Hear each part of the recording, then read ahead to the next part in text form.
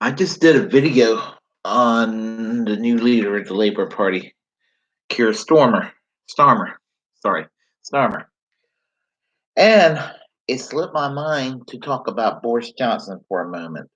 Um, Partly in an apolitical way, and a little bit of politics involved. We'll start with the apolitical.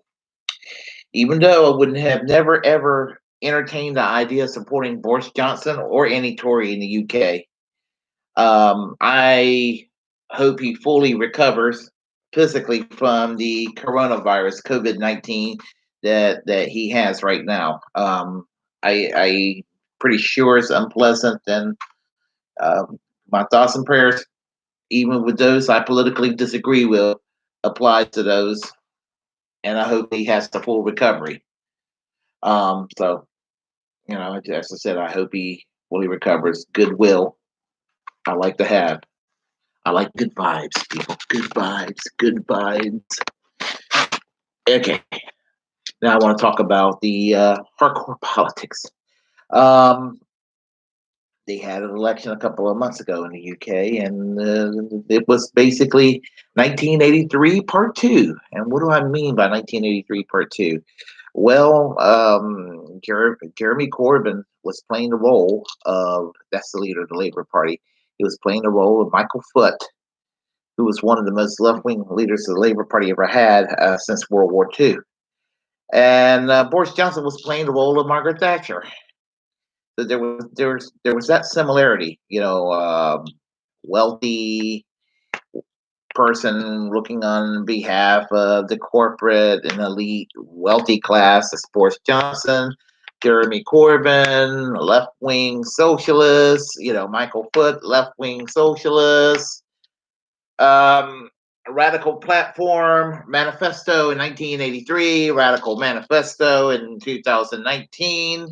Although I would say the 1983 manifesto was more radical and talked about renationalization and aggressive nationalization, whereas I don't think it was so much so in the 2019 election manifesto. But 1983, when Michael Foot lost, they call it the longest suicide note in history, and so a lot of people in the Labour Party look at it at the 1983 loss as one of their darker days. Um, I would say ideologically it was probably when the Labour Party were at their best, but that's just how I am.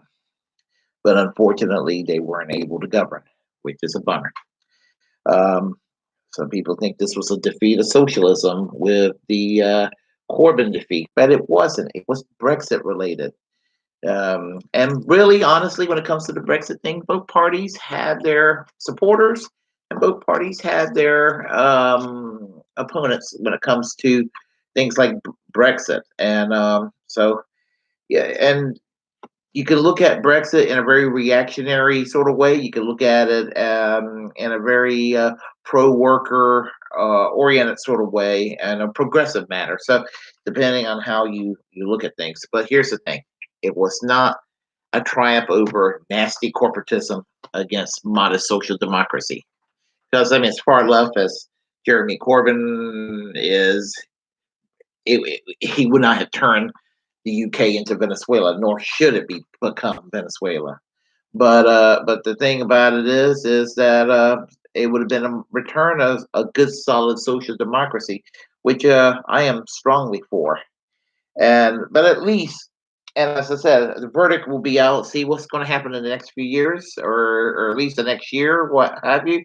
But in exchange for, I mean, austerity, austerity is just not a good thing. The British people do not want austerity. They want their welfare state. They want their functioning NHS. They want their public services. And the Tories realize that. So they don't want to bring Thatcherism because Thatcherism would be thoroughly rejected as it should be. So I just wanted to comment on that. Feel free to comment, good, bad, or indifferent, and subscribe.